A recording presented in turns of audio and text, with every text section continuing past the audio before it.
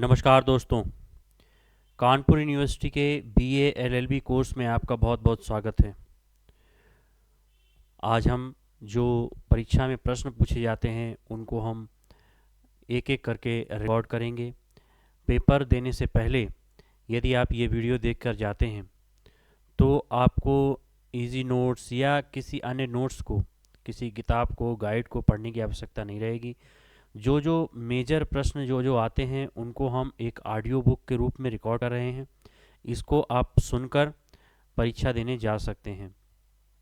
पिछले साल पूछा गया एक दीर्घ उत्तरीय प्रश्न को मैं यहाँ पर पढ़ रहा हूँ। आप इसको सुनिए, विचार करिए और बार बार सुनिए जिससे कि वो आपको याद हो जाए और आप परीक्षा में आसानी से लिख सकें। कोशिश करिए कि इसको आप लिखने का भी अभ्यास करें। लगभग 30 से 35 मिनट में आपको ये उत्तर लिखना रहेगा। लगभग 800 शब्दों का ये प्रश्न उत्तर है जो 20 नंबर के अंतर्गत पूछा जाता है। आइए देखते हैं। पूछा गया है कि भारतीय संविधान की प्रमुख विशेषताओं की विवेचना कीजिए। 20 नंबर में ये प्रश्न पूछा गया है। अब हम इसका उत्तर देखते हैं। सबसे पहले हम परिचय लिखेंगे। भारतीय संविधान विश्व का सबसे लंबा लिखित संविधान है, जिसे 26 नवंबर 1949 को संविधान सभा द्वारा अंगीकृत किया गया और 26 जनवरी 1950 को लागू किया गया। Doctor B R. अम्बेडकर की अध्यक्षता में गठित संविधान सभा ने 2 वर्ष 11 माह 18 दिन में यह संविधान तैयार किया। यह संविधान भारत को एक संप्रभु, समाजवादी, धर्मनिरपेक्ष, लोकतांत्रिक गणराज्य घोषित करता है।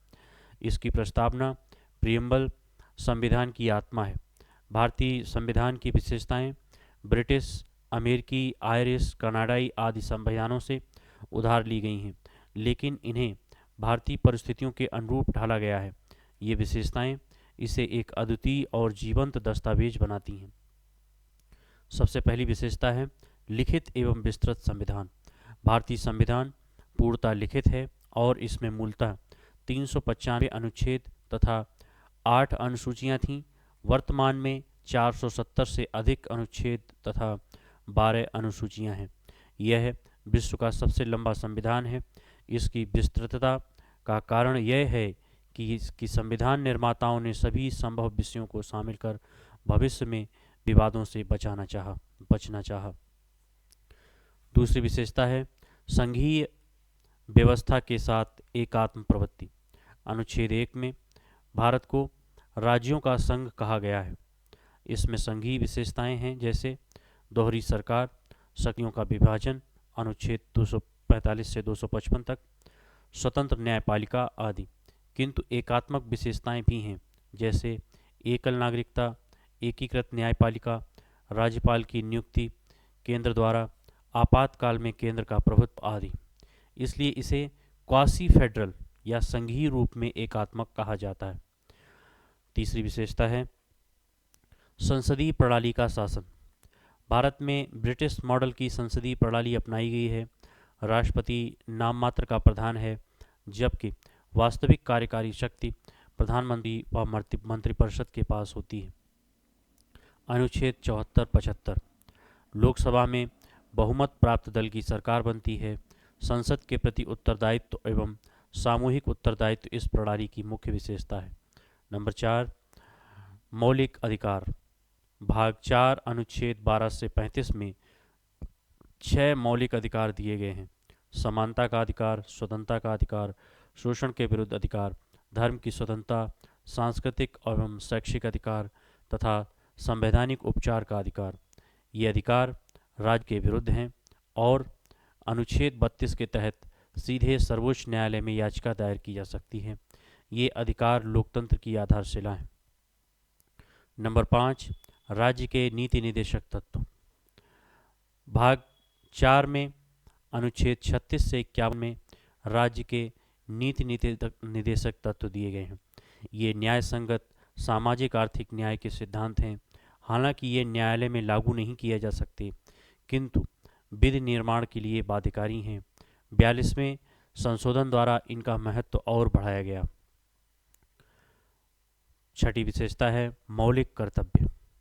42वें संशोधन 1976 द्वारा अनुच्छेद 51A में 10 मौलिक कर्तव्य जोड़े गए, वर्तमान में 11।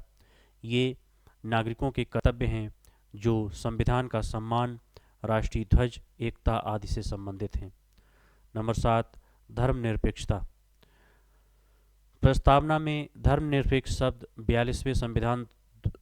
42वें संशोधन द्वारा जोड़ा गया। राज्य किसी भी धर्म को विशेष दर्जा नहीं देता। अनुच्छेद 25 से 28 धार्मिक स्वतंत्रता की गारंटी देते हैं। भारत सर्वधर्म समभाव का अनुसरण करता है। नंबर 8, समाजवादी राज्य। प्रस्तावना में समाजवादी शब्द भी 42वें संशोधन द्वारा जोड़ा गया। इसका अर्थ है सामाजिक आर्थिक न्याय तथा संपत्ति का समान वितरण। हालांकि निजी संपत्ति को अब मौलिक अधिकार नहीं माना जाता। नंबर 9, कठोर एवं लचीला संविधान। संविधान में संशोधन की प्रक्रिया अनुच्छेद 368 लचीली है। कुछ प्रावधानों में साधारण बहुमत, कुछ में विशेष बहुमत तथा कुछ में राज्यों की सहमति की आवश्यकता होती है। इससे यह कठोर भी है और लचीला भी। अब तक 106 संशोधन हो चुके हैं। नंबर 10, स्वतंत्र एवं निष्पक्ष न्यायपालिका।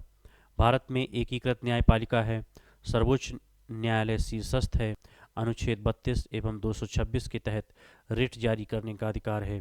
न्यायाधीशों की नियुक्ति, वेतन आदि सुनिश्चित कर उनकी स्वतंत्रता की रक्षा की गई। सार्वभौम वयस्क मताधिकार। नंबर 11, सार्वभौम वयस्क मताधिकार। अनुच्छेद 326 के तहत 18 वर्ष की आयु के सभी नागरिकों को मताधिकार प्राप्त है। इससे लोकतंत्र को जनसाधारण तक पहुंचाया गया है। नंबर 12, आपातकालीन प्रावधान। अनुच्छेद 352 राष्ट्रीय आपात, 356 राज्य आपात तथा 360 वित्तीय आपात द्वारा केंद्र को विशेष शक्तियां मिलती हैं। ये प्रावधान संविधान की सुरक्षा के लिए हैं। नंबर 13, एकल नागरिकता। भारत में केवल एक ही नागरिकता है, केंद्रीय। इससे राष्ट्रीय एकता बनी रहती है। अब निष्कर्ष। भारतीय संविधान की ये विशेषताएं इसे विश्व का अनुपम संविधान बनाती हैं। यह है